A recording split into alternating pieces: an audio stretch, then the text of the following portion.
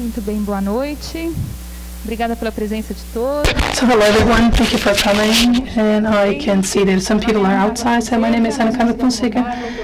People know me as Carla or Cainha, my nickname. For those who don't know me, I'm the president of the Pensate Institute. And I'm a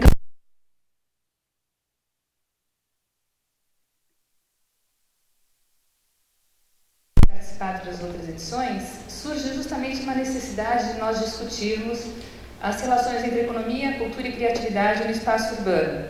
Ele começou em maio, nós temos encontros mensais e hoje temos enorme satisfação não só de ver alguns colegas que já estiveram aqui como palestrantes nas edições anteriores, mas também em dar as boas-vindas aos colegas de fora. Essa é a nossa estreia das edições internacionais, que seguirão, portanto, até dezembro. A cada mês um tema diferente, os temas vão se complementando. Isso surgiu também da proposta de nós termos um fio de raciocínio para essas discussões na cidade de São Paulo. As discussões ocorrem aqui, para quem quiser passar o link também para os amigos, nós temos a transmissão pela internet, pelo site www.pensarte.org.br, tanto em inglês quanto em português agora nas edições internacionais. E nas outras edições nós tivemos feedback de pessoas vindas dos contextos mais diversos, do Pará, o Rio Grande do Sul, inclusive da Argentina. Então é uma forma interessante de trazermos os nossos temas à baila, as preocupações que vêm povoando as nossas angústias, as nossas mentes, os nossos corações, para transformar a cidade num local mais convivível, num local mais criativo, em como efetivamente nós gostaríamos que a cidade fosse e como ela pode ser. Essas discussões de economia criativa e cidades criativas passam a ser muito mais pertinentes ainda nos dias de hoje, quando nós temos, em especial, a economia criativa entrando em moda.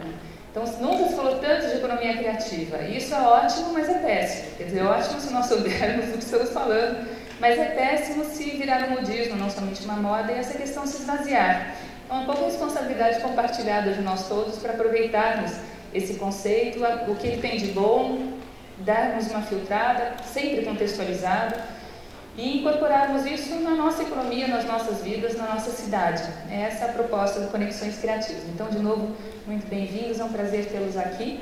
E sem mais delongas, eu passo, portanto, a apresentação da mesa.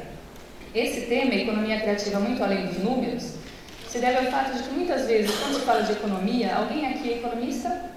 Na mesa? Não? Ainda dá para mudar de ideia. Quando se fala de economia, nós pensamos em taxa de juros, taxa de inflação, investimento em overnight, sempre números. E, em parte, a economia lida com isso, mas em muitas outras partes lida com um mundo mais amplo. E a economia surgiu da filosofia, olhem só, parece um paradoxo. Né? E não só da filosofia, como da filosofia moral. Eu digo isso especialmente hoje porque é o dia do economista, então faço aqui uma homenagem à Lídia, ao Carlos, aos colegas economistas, porque ela surgiu de uma discussão acerca de como nós queremos aplicar os recursos de uma determinada sociedade. Nós temos recursos muitas vezes limitados, de dinheiro, de tempo, de pessoas, de recursos naturais. Como nós dividimos esse recurso? E muitas vezes as pessoas param nesse meio e pensam que a economia é uma ciência que cuida das divisões, cuida de recursos limitados que têm que ser aplicados. Mas a economia como fim, e não como meio, se propõe a ver como nós podemos fazer com que a sociedade seja uma sociedade de mais bem-estar, como nós podemos fazer com que as pessoas fiquem mais felizes no espaço onde estão. Então, acho que tem uma aderência muito interessante em como nós podemos melhor utilizar recursos como a criatividade humana, e nós sempre nos louvamos tanto pelo brasileiro, é tão criativo, mas como nós transformamos essa criatividade em bem-estar, essa criatividade em recursos que podem fazer com que as pessoas tenham outra qualidade de vida, que tenham mais satisfação, que tenham mais impacto econômico, mas um impacto econômico bem pensado, e não de crescimento, mas sim de desenvolvimento. Como nós podemos fazer com que essa economia criativa nos ajude numa pauta de transformações para que o nosso país, a nossa cidade, o nosso estado tenha cada vez mais opções. Se desenvolvimento e ampliação de liberdade de escolhas, como quer inclusive o Prêmio Nobel de Economia Amartya Sen, de que escolhas nós estamos falando, né? E um pouco para discutir essas escolhas que nós trouxemos aqui os 3 casos que abordaremos com mais carinho pela fala dos palestrantes, que são de Portland, de uma experiência em Portugal que está em desenvolvimento e da cidade de São Paulo. Para falar sobre Portland, eu queria apresentar a vocês a Rob Bennett. O Rob é diretor executivo do Portland Sustainability Institute, portanto um instituto que é referência em sustentabilidade urbana. é líder no movimento de cidades sustentáveis, tem 12 anos de experiência no desenvolvimento de projetos e políticas públicas da Fundação Clinton, na cidade de Portland e Vancouver. Criou o programa de edifícios verdes e se tornou modelo nacional de integração de técnica, incentivos e implantação de políticas públicas. E a cidade de Portland, o Rob vai colocar várias cenas, inclusive para a gente ficar com água na boca, conseguiu dar um nó em pingo d'água em vários setores, em mobilidade, em sustentabilidade, em inserção, em inclusão, sem perder um charme de centenas de microcervejarias, de ciclovias, de gente se encontrando no espaço público, apesar de ser um país muito mais frio, uma cidade muito mais fria do que a nossa em termos climáticos. Então, acho que há muito que aprender, há muito que se inspirar, para que nós possamos pegar algumas ideias e darmos aí uma chacoalhada nos nossos paradigmas urbanos também. Então, eu vou ficar de contra-regra, passo a palavra e o resto do flow. Obrigado.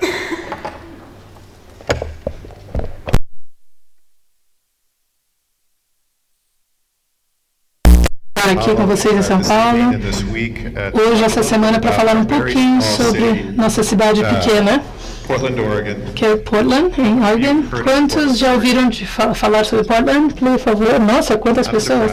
É, na verdade, uma surpresa. E não, o contexto, Portland é a 29ª maior cidade nos Estados Unidos. Então, para muitos economistas que realmente querem fazer escalonamento das cidades, nós somos a cidade até grande nos Estados Unidos. A história que eu quero compartilhar com vocês é um pouco da nossa jornada ter um papel, para Portland ter um papel na economia global. E, sinceramente, o que significa isso para a cidade, da 29ª cidade? No movimento das cidades, na verdade, as pessoas estão indo cada vez mais longe das cidades dos Estados Unidos, como o centro, como São Paulo, ou China e outros lugares do mundo. É muito uma tarefa importante de uma cidade do nosso tamanho de articular quais são as nossas vantagens competitivas. E como Carlos mencionou, a economia, a criatividade e a sustentabilidade são duas das áreas que eu vou falar a respeito hoje.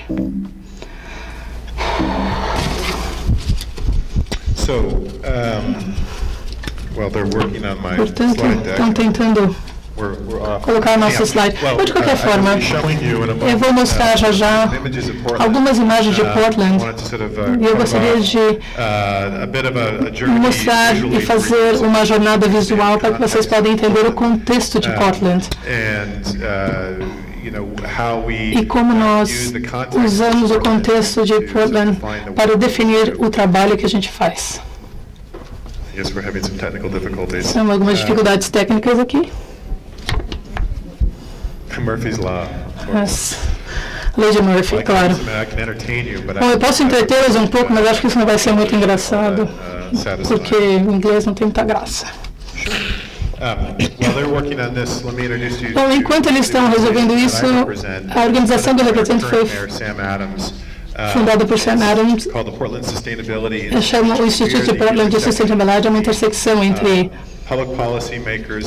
as pessoas que fazem as políticas públicas, acadêmicos e a comunidade de negócios. Nós nos fundamos exclusivamente para dar um empurrão agressivo em uma agenda de sustentabilidade para a nossa região e também para, de maneira explícita, ligar o nosso trabalho de uma maneira global para que a gente possa aprender de outras cidades e como eles fazem o trabalho deles. Bom, agora já estamos aqui com a imagem. E para o mais importante é contribuir com o movimento global das cidades verdes ecológicas. Existe um movimento.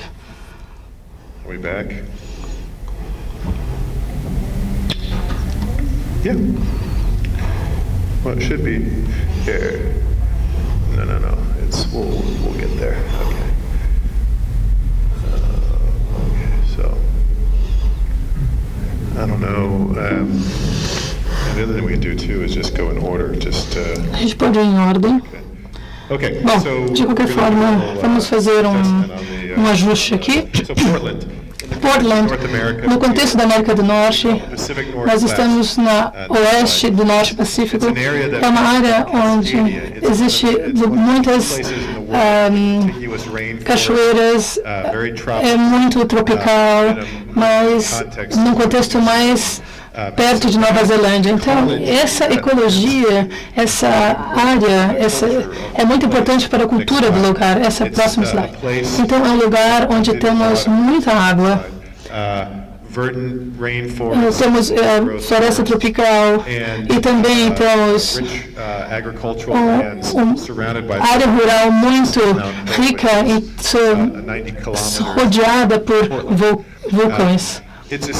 É uma cidade que, muitos anos atrás, nos anos 40, nos anos 50, quando muitas cidades nos Estados Unidos estavam se desmantelando, houve um movimento para longe das cidades, para as áreas rurais.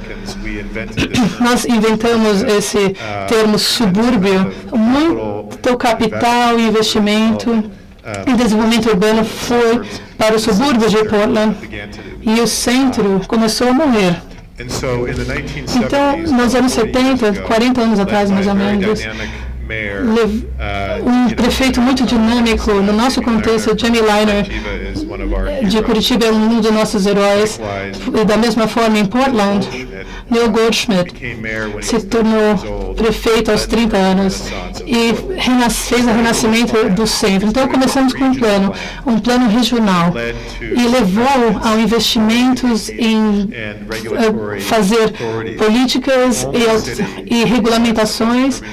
Existe um limite de crescimento, então isso tem que ficar dentro desses limites de crescimento. E depois entramos nos negócios de reconstruir o centro. Em particular, nós nos emergimos na cidade de construção civil, então planejamento, design, ênfase na reativação dos bairros. A Portland tem a vantagem de ser o que nós chamamos nos Estados Unidos uma cidade pré-suburbana. Na verdade, temos mais de 300 quilômetros de ruas na cidade nos anos 20 que já foram substituídas. Temos muitos bairros muito agradáveis com pequenos negócios que foram para lá. Esse foi o legado das últimas gerações. Esse é o Portland à noite. Muito do novo desenvolvimento da cidade na região metropolitana é ter esse centro, uma história muito diferente do resto dos Estados Unidos, onde o desenvolvimento nos últimos 30 anos aconteceu na franja dos distritos comerciais. É uma cidade de Portland pequena, isso nunca poderia acontecer. E não podíamos reinvestir na cidade como fizemos, porque nós somos grandes o suficientes. A gente não consegue pagar essas cidades satélites. Então, mesmo talvez 100 anos atrás, mas não hoje em dia. Construímos bairros mais densos. Isso é nada novo para São Paulo, na verdade. Isso é muito radical em Portland, na verdade.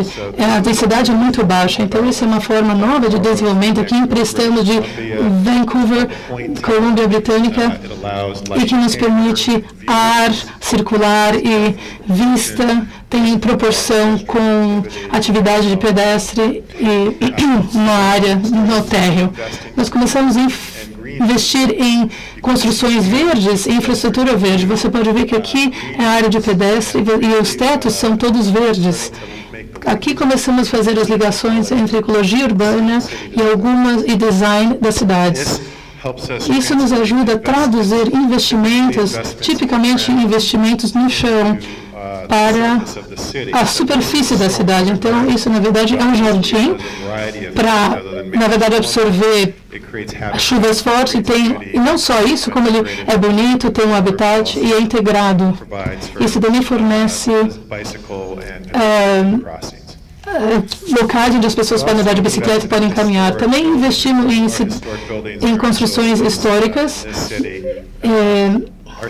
E nossa cidade foi fundada em 1850. Então, isso é no contexto de Portland, isso é uma construção histórica, foi reabilitada para o bairro. Mary Goldschmidt, nos anos 70, foi o primeiro ato, foi investir em transporte multimodal. Nós inventamos alguém para o contexto americano. Nós inventamos o que chama o call it Bussamol. Na verdade, é uma concentração de atividade de ônibus num lugar, num centro. Agora existe em trilhos também. Nós também investimos em as primeiras cidades de reintroduzir as rodovias como residual, e também investimos em energia eólica, para que estamos continuamente tentando incorporar isso na vista. Então, alguns parques, alguns desenvolvimentos para parques, estamos reabilitando lugares onde eram só terra, estamos ativamente construindo novos jardins comunitários. Esse é um dos nossos bairros, onde temos 70 línguas diferentes faladas nesse lugar. Isso é muito importante para a nossa comunidade, é muita tradição e técnicas de fazenda que as pessoas que chegaram, então as pessoas que vieram para o nosso país tiveram muita dificuldade em orientação, em achar esse tipo de tecnologias. Infraestrutura para refúgios, de novo, isso aí é para gerenciar as águas de chuva.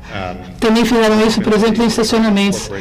Por fim, estamos tentando usar a água para brincadeiras. Isso foi construído em um dos centros para as crianças das cidades.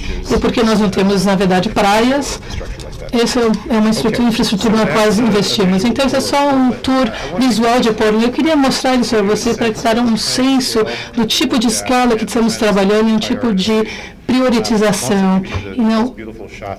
Eu dei, obviamente, eu diria as imagens mais bonitas. É realmente um desafio em Portland. A educação nas escolas. Nós temos realmente questões importantes nos Estados Unidos, em Portland, com relação que a classe média está diminuindo. Então, existem realmente barreiras significativas que a gente tem que superar. Existem 2 milhões de pessoas em Portland.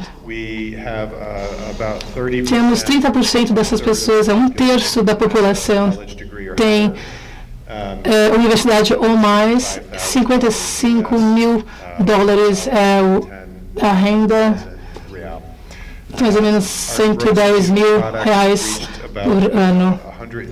120 bilhões de dólares alguns anos atrás. Nós pensamos muito não só no planejamento urbano, mas também no desenvolvimento econômico.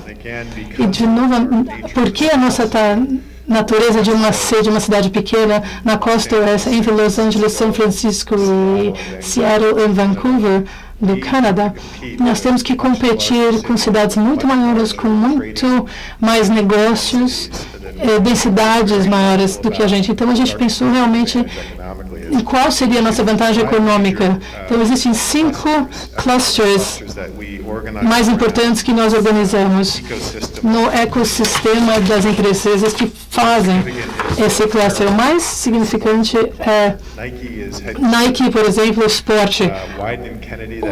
A Nike está em Portland. Just Do It foi feito em Portland. E eles têm também uma das grandes firmas de propaganda no mundo, tem a sua base em Portland e aqui também. O desenvolvimento ecológico desse cluster e também de manufatura e também de software e hardware. A Intel também é um grande empregador e tem o maior campus de desenvolvimento e pesquisa. E porque, devido a essa história de desenvolvimento econômico de software, hardware e muitas indústrias tecnológicas, inclusive solares, e também temos mais produção de manufatura para energia solar do que nos Estados Unidos. A transição foi muito tranquila nesse trabalho, vindo da manufatura de silicon. Minha organização, a visão da minha organização, eu acho que é uma visão que é compartilhada por muitos líderes políticos de negócios, porque vai assim: nós podemos fazer crescer a economia e diminuir os impactos ecológicos ao mesmo tempo, diminuir a emissão de gases criar cidades vibrantes e ter uma economia crescente. Esse é um fato. Nós também sentimos que podemos usar a sustentabilidade como um empurrão para a economia. Podemos usar isso para criar os negócios do futuro e finalmente queremos ser parte das cidades, movimento de cidades verdes. Então, as cidades são mais importantes para a gente do que o governo federal. Nós realmente nos enxergamos como uma cidade de comércio e precisamos construir os relacionamentos entre municipalidades, entre os negócios. Nós, por fim, sentimos que nos Estados Unidos vão ser cidades fazendo desenvolvimento econômico, fazendo funcionar e não que vai ficar nas mãos do governo. Então, deixa eu apresentar uma visão da cidade. Eu acho que muitos de vocês já escutaram de Judge Shred. Eu gostaria de falar um pouco sobre as cidades culturais e qual a nossa visão do futuro verde ou da característica de sustentabilidade. Temos muitos nos filmes, nos quadrinhos, imagens da cidade do futuro, que são, na verdade, regadas por terrível poluído, qualidade de vida é péssima, na verdade, é um lugar horrível para viver. Isso é Batman. Então, essas imagens são o futuro das cidades. É muito triste. E, em muitos lugares, acho que os culturalistas pop, a gente entra nesse, mas do outro lado, temos os Jetsons, que a visão de futuro dos Jetsons é verde, mas é no céu, é altamente tecnológico. Eu acho que ambos, como contrapartida,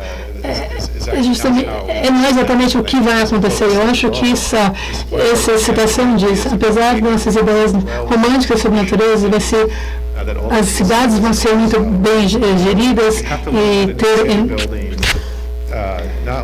a construção das cidades, a gente não vai ter uma visão fantástica do futuro como resposta a essa visão triste de que nós temos com relação ao crescimento rápido das cidades. Nós também, obviamente, nós estamos nos tornando um mundo globalizado, urbanizado, onde as cidades são, na verdade, os locais de comércio. Então, 50% do mundo da população hoje vive em cidades, e isso vai crescer nos próximos 30 anos para 75%. Nos Estados Unidos, mais de 80% das pessoas vivem em cidades, mas a maioria de nós vivemos nos subúrbios das cidades. E isso realmente cria diferentes culturas, não como aqui, não só aqui, mas em outras partes do mundo. Isso realmente é um desafio para nós politicamente, como construir esses subúrbios. Estamos num mundo conectado. Eu acho que hoje, como essa citação diz, as pessoas acham que o mundo é um network de cidades. Pensamos visitar não países, mas cidades. O próximo slide mostra isso. Isso é a atividade de Facebook globalmente. Isso são as pessoas, as conectividades mundiais. Você pode ver que é de cidade a cidade. Então, as networks sociais, a geopolítica das cidades, como pensamos nos nossos parceiros de comércio de maneiras muito específicas. Por exemplo, nesse mês, eu acho que entre Portugal e Brasil, por exemplo, Estados Unidos, se você está na costa oeste, nós temos ali relação pan-asiática, e também na costa leste é mais norte-americana, mais europeia. Na verdade, Estados Unidos é muito fracionado com relação ao relevo, e existem locais, existem cidades específicas globais que vão crescer nesse sentido. Eu gostaria de apontar que estamos investindo muito nessa noção de Portland como um centro de sustentabilidade, uma cidade sustentável. As questões que temos é que isso acontece em qualquer cidade. São Francisco, por exemplo, no contexto dos Estados Unidos de novo, São Francisco é a cidade mais sustentável, Austin, Texas também é mais sustentável, mas não é difícil ser sustentável, na verdade. Vancouver, em Colômbia, eles se dizem que é a cidade mais verde do mundo. Eu acho que é realmente meio bobo, na verdade, se pintar desta forma. Isso é que faz com que a gente se sinta melhor a respeito de nós mesmos, mas eu gostaria de apontar como nós nos posicionamos como uma cidade criativa. E também a competição está crescendo de maneira acirrada. Isso são alguns artigos que eu coloquei no Google sobre as cidades verdes, Minneapolis. Isso é só um contexto de novo americano. Todos estão investindo muito em veículos à base de eletricidade, construções verdes, ciclovias, etc. Então, para nós, como cidade, nós temos que, na verdade, trazer mais nuance, mais expressão no que nós consideramos a nossa verdade em ser uma cidade criativa e executar estratégias muito específicas. Então, vamos falar sobre verdades. Eu vou me canalizar nos meus... Whiteman Kennedy, que nos apresentou essa ideia, pensando sobre a verdade, a voz, a influência. São componentes importantes quando, por exemplo, São Paulo é o nosso lugar da cidade. Então, vamos falar sobre algumas verdades. Então, eu acho que isso ajuda a resumir. Na verdade, parece ficar bonito por um tempo, mas não dá a você uma personalidade. Então, na verdade, próximo estágio, então é realmente importante que nós compreendamos o que vamos fazer. Acho que é o tema de hoje. Portanto, nós nos estudamos, queremos fazer as ligações no que estamos oferecendo a nós mesmos, ao mundo, e como isso se traduz em se tornar atraente para a juventude, como isso faz para a cidade ser atraente. Então, desenvolvimento, visão de investimentos em trilhos, e isso ajuda na manufatura. Planejamento de trânsito, também criamos o que chamamos de flexibilidade regulatória cultural. Nós não regulamos algumas coisas com muita especificidade. Nós permitimos a criatividade nos locais. E por quê? Porque eu posso dizer que nós não somos São Francisco ou Los Angeles ou Seattle, mas o que quero dizer com isso aqui, nós somos a cidade mais que nós podemos pagar para viver. Então nós temos uma vantagem competitiva como sendo uma cidade, nós também, que pode competir. Algumas imagens que, na verdade, trazem a verdade, e eu vou mostrar um vídeo que vai mostrar isso para vocês. Como nós nos definimos como cidade criativa. Por exemplo, inovamos com relação em comida, alimento, infraestrutura verde, bicicleta, ciclovia. Hoje temos grandes vias, na verdade, a maior ciclofaixa, ciclovia, sabe, mais de 20% de pessoas que vivem a 8 quilômetros do centro vão de bicicleta para lá. Então, é uma economia de bicicleta que vale 9 milhões de dólares investidos. Muito disso começou no nosso país, na verdade, migrou para a ordem. Mas, por essência, nós estamos, na verdade,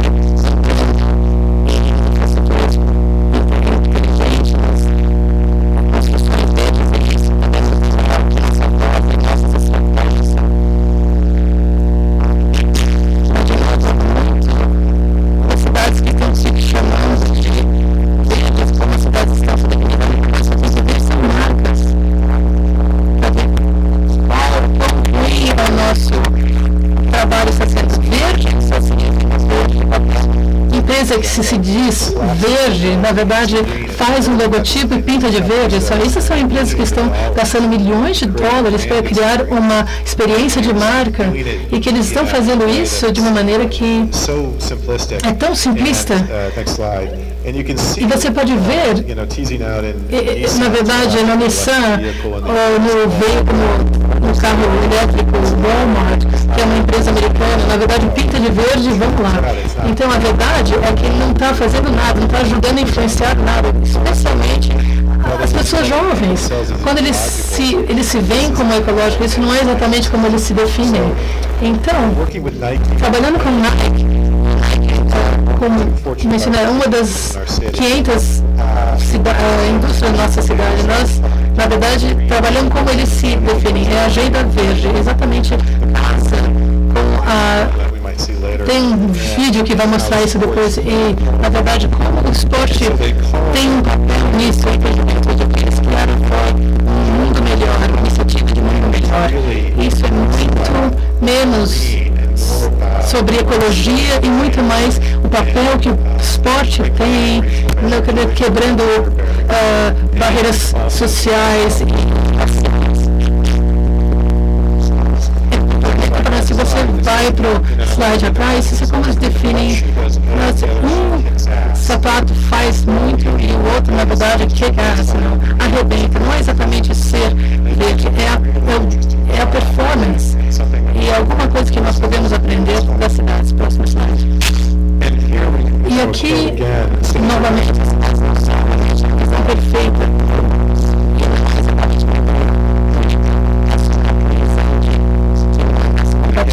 novamente, a história não é exatamente tão simples. A história é cheia de nuances e você tem que usar isso. Verdade, sobre o corpo de shopping. E tem gente muito esquisita lá também. E não é pessoas totalmente alteradas, não existe manipulação. Vai ser um lugar muito esquisitão. Isso é muito aparente para muitas pessoas. Líderes de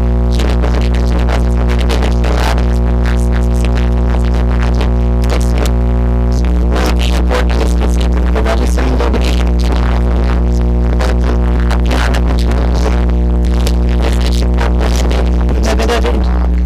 negócios reveladas.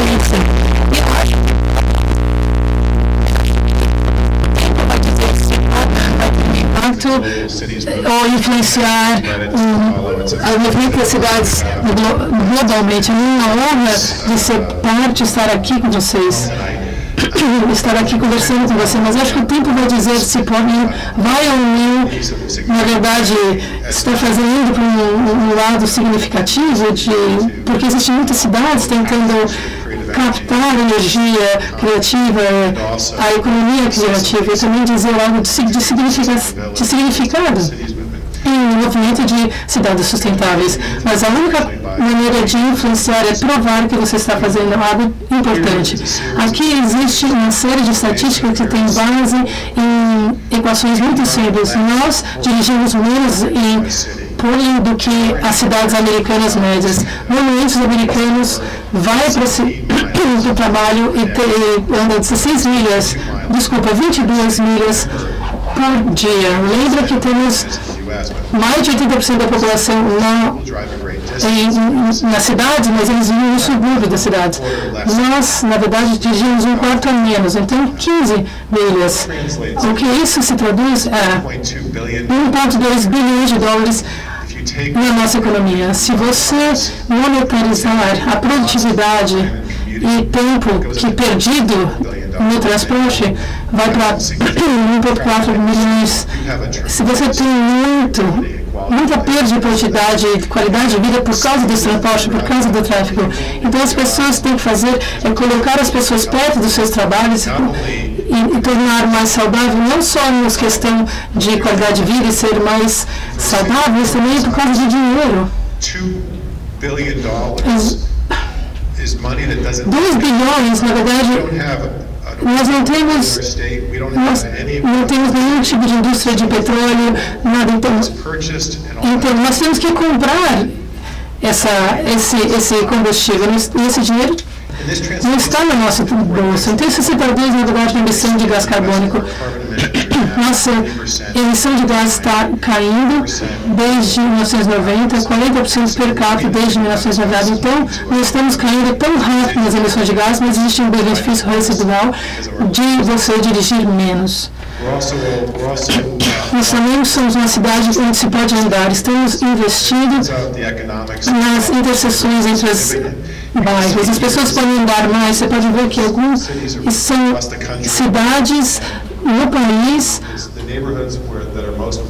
que são os bairros onde mais se anda. Existem valores que são 30 mil dólares mais do que. O que é significativo é que isso é depois da recessão. E nós, na verdade, cortamos os valores das residências, mas isso as pessoas podem andar, as pessoas podem ir para o supermercado ou, na verdade, levar seus filhos a pé para a escola. E, por fim, nós estamos atraindo talentos. São 5/6 cidades nos Estados Unidos que tem um recrutamento de 2 dígitos na geração móvel dos millennials, que se chama de millennials, ou da geração X. Nós somos uma cidade de talento.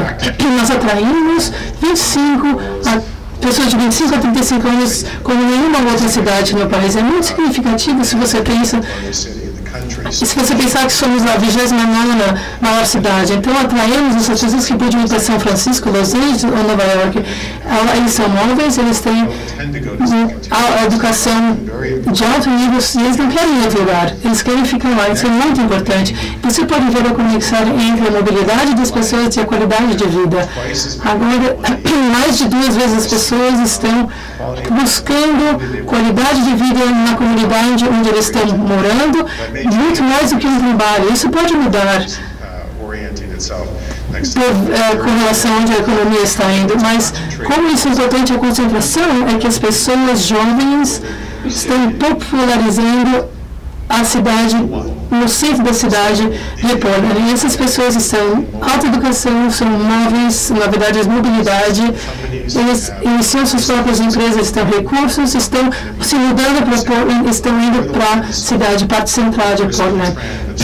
Essa é, na verdade, está cortando a tendência das pessoas irem para os subúrbios. A quantidade de investimento na parte de suburbana de Portland estão precisando de reinvestir na cidade, no centro da cidade. Então, isso se paga.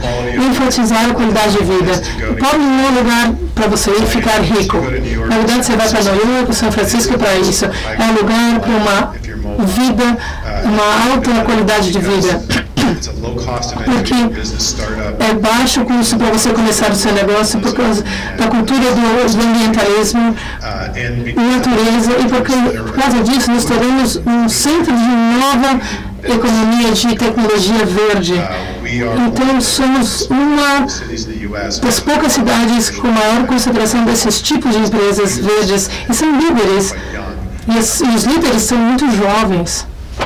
Eu acho que essa citação diz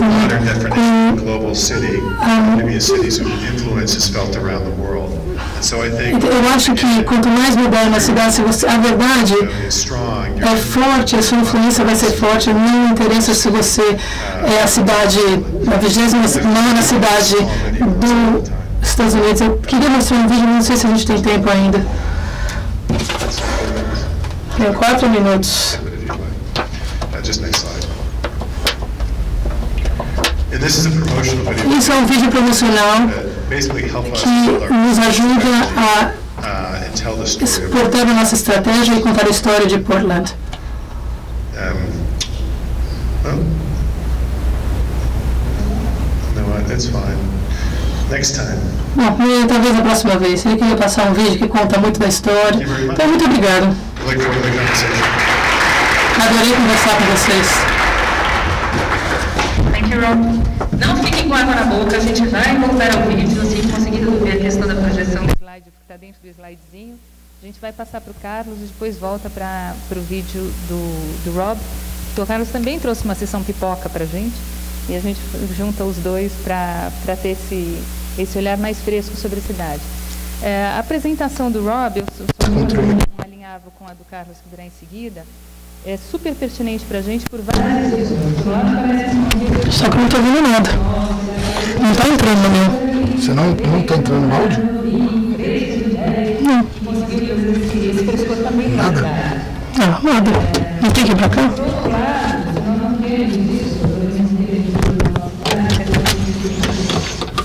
Continua com essa aqui, por favor. Essa daqui que foi.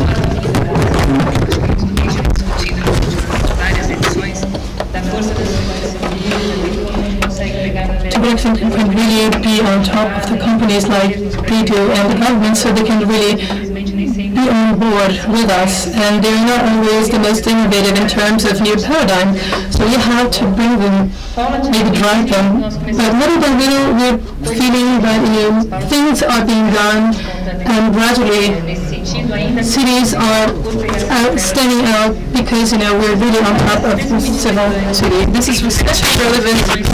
que o Rob colocou. São alguns aspectos que nós podemos Eu não estou ouvindo nada.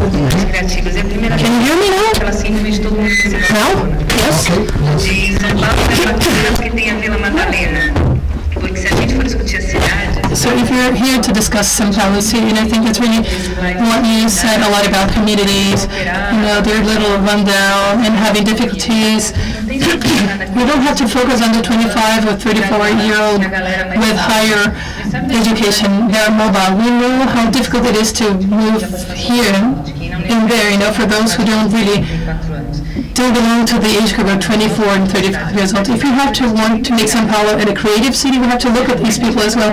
So how can we consider not only Vila Madalena, which is really a neighborhood we have here, but how can we see the creativity in our suburbs? And we have to really look at these creativity that was already existing there and making São Paulo to be a gathering of all that. That's our biggest challenge. And of course, mobility and companies being attracted to invest here, freedom of speech. And how can we imagine, we just ride bicycles naked in Police Avenue? I think it would be a big scandal, Oh my God, on the other hand, really,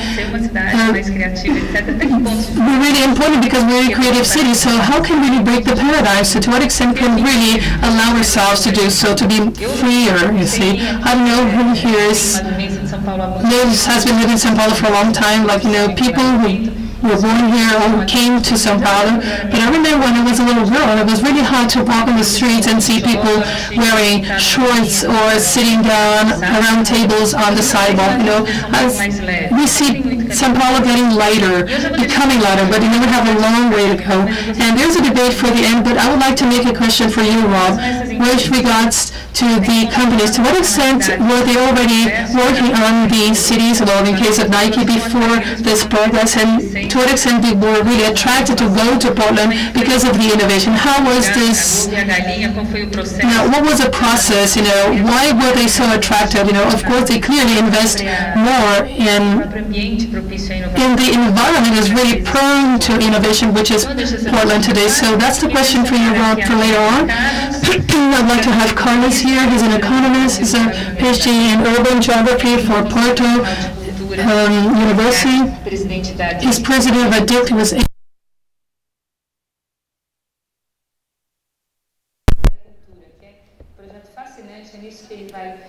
focar a fala dele hoje, diretor também da Opium, que é uma empresa especializada em planejamento cultural e economia criativa. O Carlos Martins, portanto, é um colega querido, nós vimos nos acompanhando aí nos projetos em desenvolvimento com relação às cidades criativas.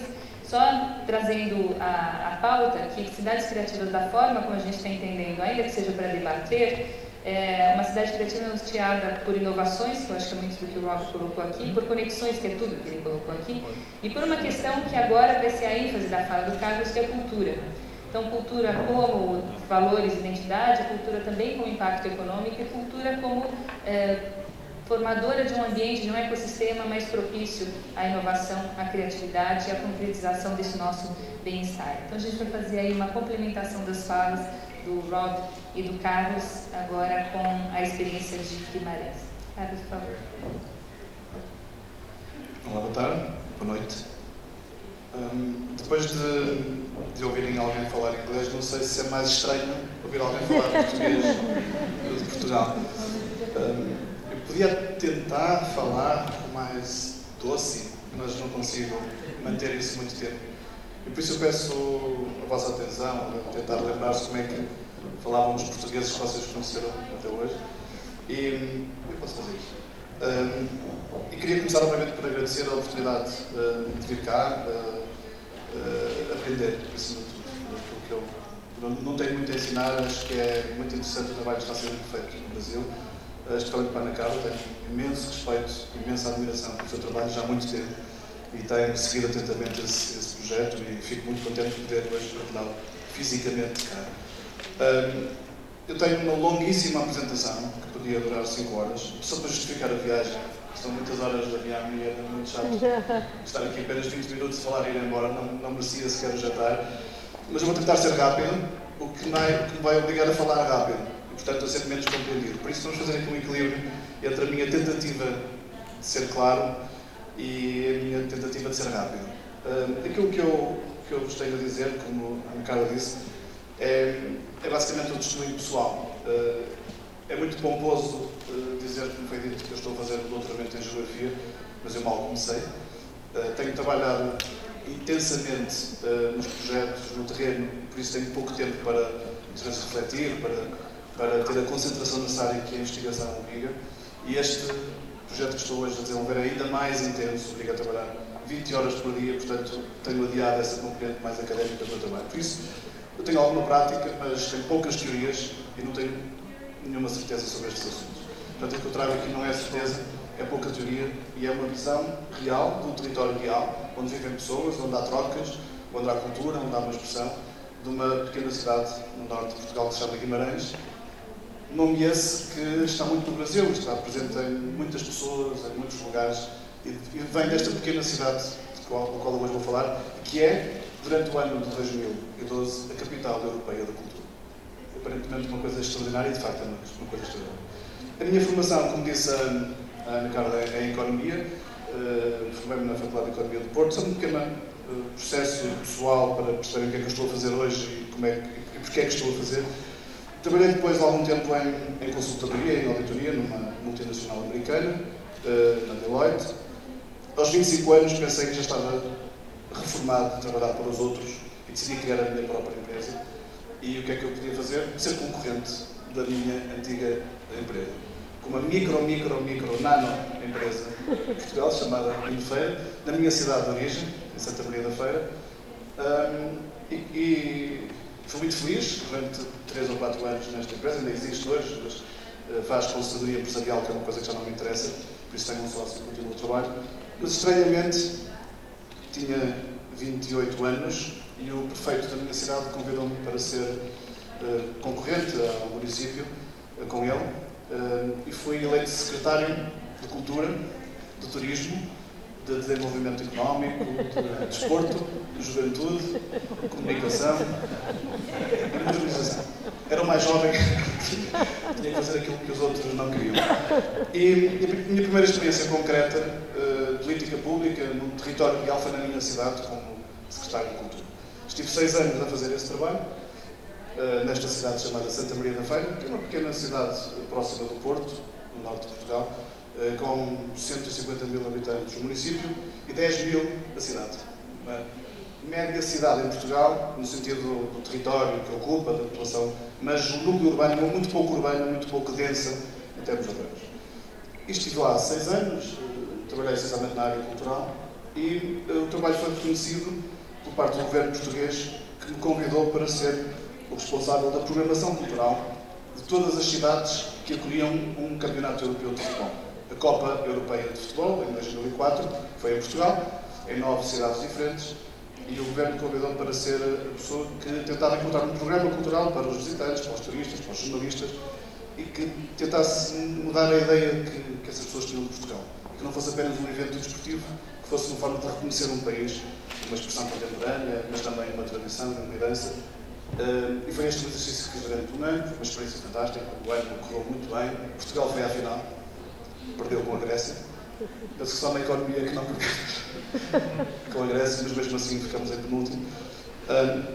E esta foi uma experiência que me fez pensar para além do meu território concreto. Tive que pensar em rede, tive que pensar em cidades diferentes, com escalas diferentes, desde Lisboa a Aveiro, Guimarães, e fez-me parar um pouco para pensar o que é que eu queria fazer depois desta experiência. E percebi que me interessava esta relação entre o território, territórios reais e concretos, a dimensão cultural, a expressão, os símbolos, as representações, mas também a produção de valor, a economia, a troca. E pensei que isso tudo, o tema da economia criativa não estava muito envolvido em Portugal, isso tudo chamava turismo cultural, economia cultural, e fui para Barcelona, que era a cidade que toda a gente queria copiar, e fui estudar durante um ano turismo cultural na Universidade de Barcelona. Não gostei especialmente da experiência, porque normalizar e padronizar estas coisas parece um pouco interessante, e decidi regressar e criar uma empresa minha, outra, que só trabalhava neste tipo de negócio, daquilo que é a relação entre a cultura, o território e a economia. A empresa chama-se Opium, não é assim a mais atrativa para os financiadores, para a banca, mesmo para os clientes, mas é uma forma também de tentarmos que não se esqueçam do nosso nome, tem funcionado assim. O que é que fazemos? Trabalhamos basicamente nos lugares, territórios concretos, como disse, desde a mais pequena aldeia a maior, dentro do nosso registro, do nosso território das cidades, mas acima de tudo interessam-nos as pessoas que nelas habitam, as comunidades que habitam nas cidades, a forma como se organizam, como se estruturam, os paradoxos que enfrentam, as oportunidades e os potenciais que têm para aproveitar, e acima de tudo aquilo que anseiam, as suas ambições. E, portanto, procuramos recursos em cada território que nos torna diferentes. Esse é o nosso trabalho. A nossa técnica é procurar essa diferença, como há bocadinho veio aqui muito bem dito. Não queremos copiar cidades, não queremos copiar padrões, queremos em cada cidade encontrar a sua razão de existir, a sua razão de ser importante no planeta. E fazemos também por uma dimensão económica, porque acreditamos que as cidades são a fonte de uma nova economia. E as relações das pessoas nas cidades são elas próprias também um modelo diferente de organizar a sociedade. E, portanto, essa nova economia mais inclusiva e mais sustentável é aquilo que nós procuramos todos os dias. E fazemos-lo a partir da cultura e da criatividade humana. É esse o nosso tecido, é esse o nosso métier, é aí onde nos sentimos bem, é essa a paixão que nós temos quando trabalhamos nos territórios concretos. E usamos basicamente 2 tipos de metodologia de trabalho. A participação, ou seja, nunca fazemos um projeto sem que as pessoas da cidade trabalhem nesse projeto, não conseguimos fazê-lo de outra forma, não conseguimos conhecer a cidade e o território se não fosse assim. E a colaboração, ou seja, nunca fazemos sozinhos. Fazemos com pessoas, com empresas, com instituições, com universidades, tentando em cada projeto criar uma equipa nova, uma equipa colaborativa, que produz conhecimento novo também.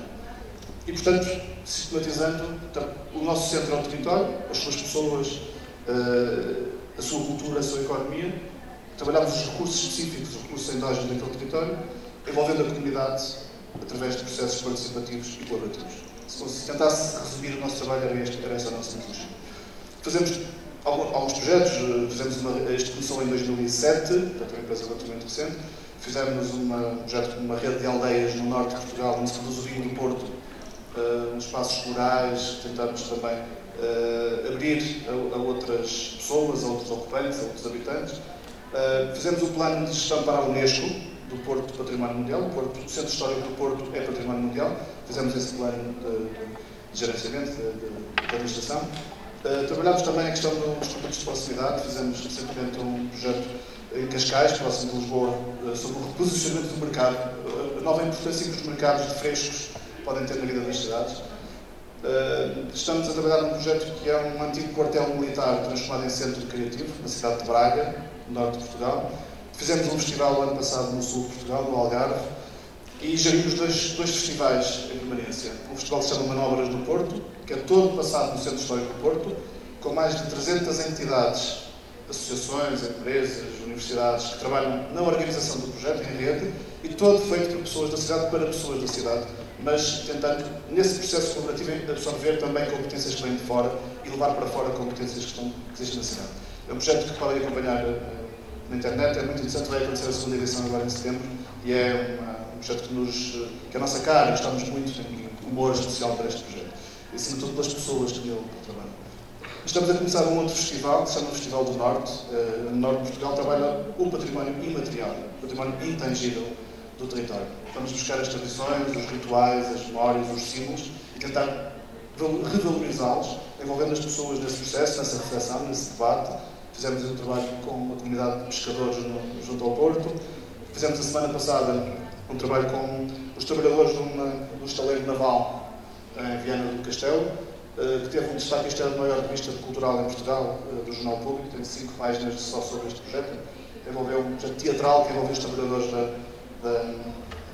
dos estaleiros, que estão pouco ocupados e, portanto, é uma forma também de refletir sobre o trabalho enquanto ele próprio expressão cultural no território. E trabalhámos em estudos e em conferências, sendo que o estudo mais importante que fizemos foi o primeiro estudo sobre a economia criativa em Portugal. Foi um trabalho encomendado pelo Governo Regional, não é um Governo Regional, uma estrutura administrativa regional, porque não há um Governo Regional, e feito em colaboração entre a Opium, outra empresa portuguesa, um amigo meu, o Gesto Luz, o Tom Fleming e o Charles Landry, que é um autor consagrado no tema das cidades criativas e talvez o autor de referência ainda sobre o tema das cidades criativas, e que escreveu também um livro de referência, Creative Cities. O Tom Fleming vai estar cá convosco nos próximos meses, portanto, serão oportunidade também de ouvir essa perspectiva. Isto foi um trabalho que fizemos sobre a região, resumindo o que é que encontramos, o que é que pensamos na altura e o que é que propusemos. Este trabalho aconteceu em 2008. Acima de tudo, trabalhamos no reconhecimento desse território.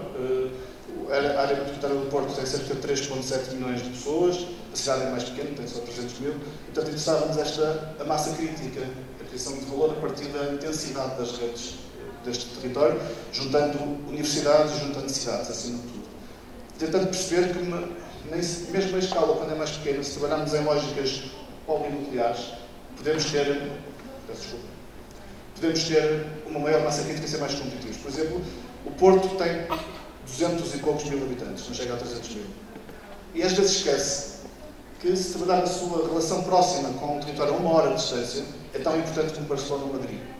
Muitas vezes essa falta de consciência territorial, por isso é que o território continua a ser o nosso campo principal da atuação, é percebermos a nossa importância relativa hoje. E quando pensamos em densidade, quando pensamos em intensidade de redes, interessa-nos também perceber este tipo de situações. Interessa-nos também perceber o que se passa à nossa volta. Já que foi dito, a importância hoje das populações urbanas. Interessa-nos perceber a grande transformação que está a acontecer à economia mundial. O facto de a economia industrial, como a conhecemos no século XIX e no século XX, ter terminado, e se ter invertido o poder económico, estimando-se que o Brasil, a Rússia, a Índia e a China, em 2040, possam, pela primeira vez, alcançar, 200 anos depois, desde a Revolução Industrial, os grandes potências económicas do planeta. Isto não é um dado objetivo e matemático, mas obviamente é uma tendência que é importante compreender, nomeadamente quem vive no mundo ocidental, numa Europa envelhecida, numa Europa menos competitiva. É importante também perceber o que é que está a acontecer aos recursos, porque ninguém já foi aqui falado, a intensidade que existe hoje sobre os recursos naturais, da procura sobre os recursos naturais. Só o facto deste exemplo, em 2050 a China e a Índia, que serão responsáveis por mais de 50% do aumento da procura energética do planeta. E, portanto, é evidente que nos países ditos desenvolvidos, e quem inventa os termos são os ocidentais a tentar explicar-se a si próprios, é o que está a acontecer, há uma nova economia que está a nascer. Tem que acontecer uma nova economia mesmo que não se queira. E ela também isso é uma evidência, suportada mais no conhecimento e menos nas atividades industriais tradicionais. Isto implica uma transformação estrutural, absoluta, daquilo que são os modelos económicos, laborais e legais. Só alguns exemplos. Hoje, um jovem ocidental, quando inicia a sua vida profissional, tem uma esperança média, uma estimativa, quando consegue trabalho, têm uma estimativa média de 12 mudanças de emprego ao longo da sua atividade profissional. Ora, os seus pais não tinham esta expectativa na Europa, muito menos em Portugal. Também não trabalhavam em plataformas de acesso livre ao conhecimento e à informação. O open source transforma já hoje completamente todo o sistema educativo, todo o sistema económico, todo o sistema político, todo o sistema cultural. E por isso, quando constatamos dados como este, que 95% dos downloads de música são feitos de forma ilegal, perguntamos: é a pessoa que faz o download que está a cometer um crime, ou é a lei que está errada e que não compreende o planeta e a economia e o acesso à informação que hoje existe? Portanto, há aqui novas questões, por isso eu digo, não tenho nenhuma certeza sobre estes assuntos, mas obviamente são tendências que temos que compreender. Portanto, as ideias são cada vez mais transacionais. Hoje na Europa, e o estudo também foi analisando, as indústrias culturais e criativas já representam 4,5% do produto interno, 3,2% do emprego e ocupam mais de 8 milhões de pessoas.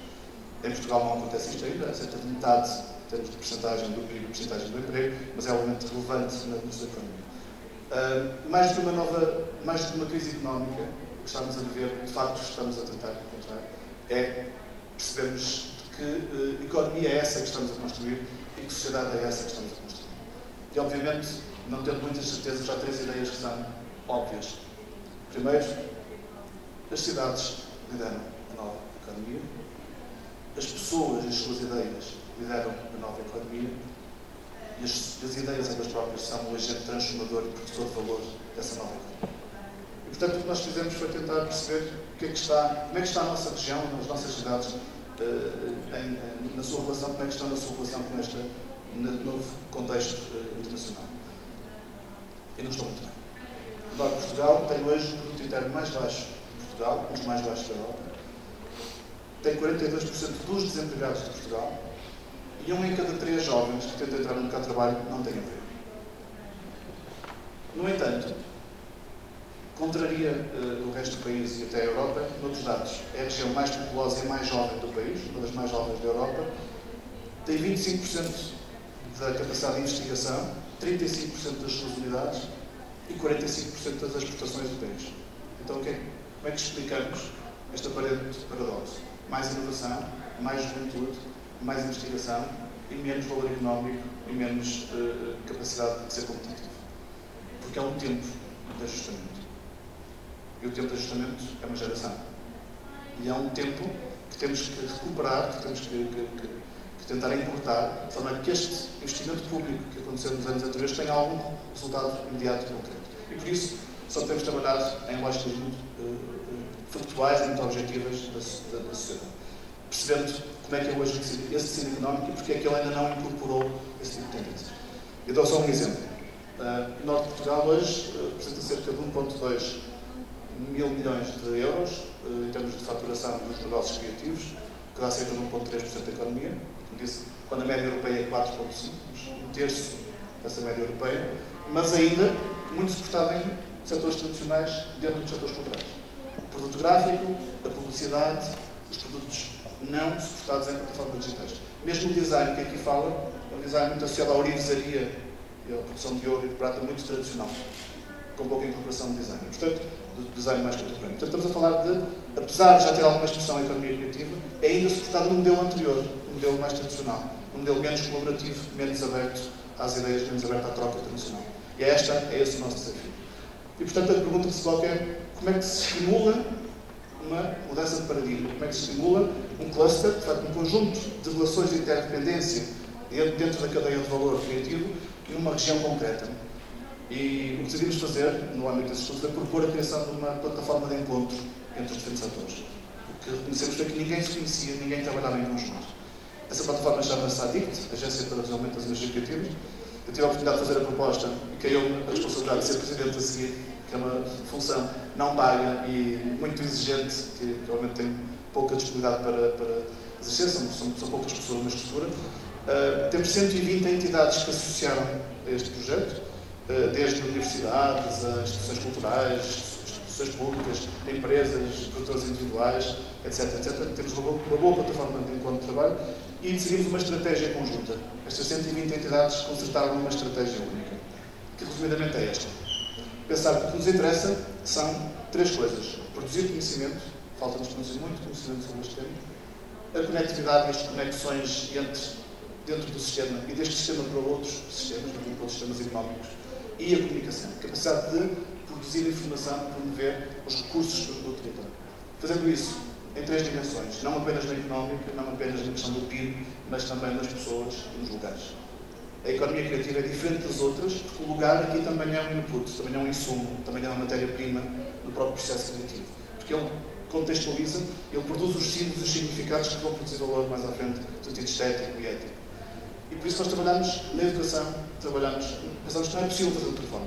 Na educação, na retenção das competências criativas, no empreendedorismo, na internacionalização, nas redes de espaços criativos, espaços de produção, na atratividade deste território face aos públicos de fora.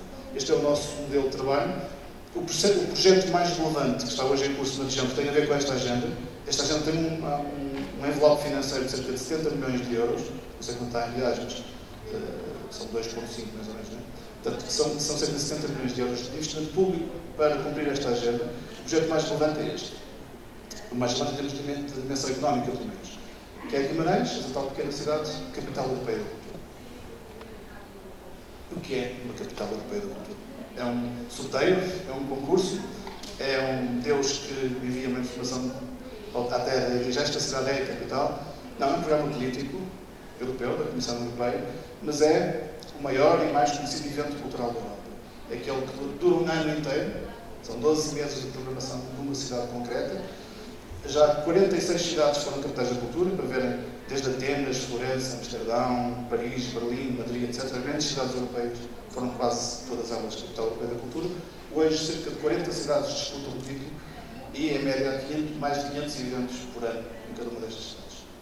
Então, o que é que faz uma microcidade europeia, capital europeia da cultura, neste contexto? Primeiro, sendo um programa político, o sistema é rotativo. Em cada ano, dois países têm direito a uma capital europeia da cultura. Portanto, não há uma capital, há 2 capitais europeias da cultura. É Guimarães e uma cidade na Eslovénia chamada Maribor. E, neste caso, foi o governo português que sugeriu Guimarães e nós fizemos uma candidatura direta em Bruxelas, junto de um grupo de expertos, de peritos europeus, tentando demonstrar que o nosso projeto tinha valor de capitalidade, de ser relevante para toda a Europa. Foi um processo longo, no qual a minha empresa foi contratada pelo município, fizemos este trabalho durante alguns meses e conseguimos. Neste momento já não é possível ser assim, já não pode ser por indicação do governo, há sempre um concurso interno em cada país. Por exemplo, as capitais de 2016, em Espanha, houve 18 cidades diferentes que tentaram ser capital da cultura. Finalmente foi San Sebastián que foi otorgado o título, vai ser capital em 2016, assim como Wrocław na Polónia. Portanto, Guimarães é aqui, no norte de Portugal, no extremo ocidental da Europa, num periférica face ao país e periférica face à Europa, mas tem uma particularidade, que é uma particularidade que poucas cidades do mundo podem dizer que têm. Quer dizer, aqui nasceu o meu país. Portanto, nós dizemos em Portugal que Guimarães é o berço da nação. Porque foi ali que teve lugar a primeira batalha que deu origem à independência de Portugal. Foi lá que nasceu o primeiro rei de Portugal, Afonso Henriques. E, portanto, há uma relação de pertença de todos os portugueses em relação a esta cidade.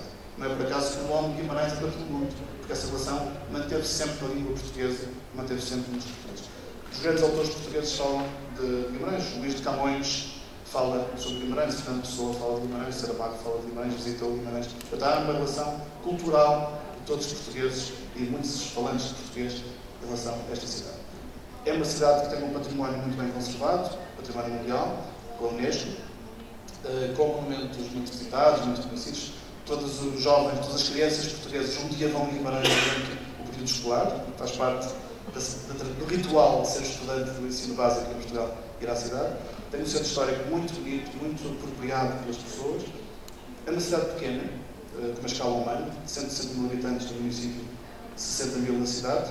50% das pessoas têm menos de 30 anos e tem um grande patriotismo na cidade, que se vê, por exemplo, no futebol. O Vitória de Guimarães, que é o clube da cidade, tem um estádio que tem tantos lugares quanto os habitantes da cidade. Está quase sempre cheio, que é impressionante. E esta relação de 2 em 2 semanas, o patriotismo de Guimarães vê-se neste tem um grande espírito empreendedor, depende muito da indústria têxtil, que está em perda, a migrar para a Índia e para a China, e por isso tem quase 20% de desemprego hoje. Sabe, com esta força patriótica, com esta força simbólica, mas com uma fraqueza económica iminente. E, por cima, um tipo de indústria têxtil muito pouco qualificada. A maior parte das pessoas não é como Portland. Em Guimarães são poucas as pessoas com formação superior. Normalmente as pessoas têm 4 ou 5 anos de escola quando iam para a indústria, e hoje os mais jovens têm mais formação, mas não têm emprego. Portanto, vive aqui neste paradoxo que disse há pouco. Tem uma boa universidade, tem uma boa escola de engenharia, tem cerca de 10% da população são estudantes de engenharia, na área de software, tem uma boa infraestrutura de apoio à inovação tecnológica, mas ainda com pouco impacto na economia, e tem uma economia criativa com pouco significado. No entanto, a cultura sempre teve muita importância, não só patrimonial, mas também a contemporânea. Ao longo de 20 anos, um investimento contínuo na cultura fez com que não só a infraestrutura, as bibliotecas, os museus, os arquivos, os teatros sejam muito bons, como sejam muito frequentados e muito vividos pelas pessoas da cidade. Então, como é que uma cidade assim porque é que quer ser capital da cultura? E a resposta é simples. Todas as cidades querem ser capital da cultura. Mas a pergunta contrária é mais difícil, que é: e porquê é que interessa à Europa que seja esta cidade capital europeia? Esta foi a pergunta difícil, a 1 million question. E o que nós dissemos foi: porque Guimarães não quer ser como outra cidade, não quer ser grande, mas aquilo que vai fazer pode ser relevante para outras cidades pequenas. Aquilo que é o seu trabalho, peço desculpa pelo aqui, um problema qualquer. O que nós dissemos foi aquilo que, se vier em Guimarães, interessante, porque tem desemprego, porque tem uma economia quase industrial, porque tem dificuldades no acesso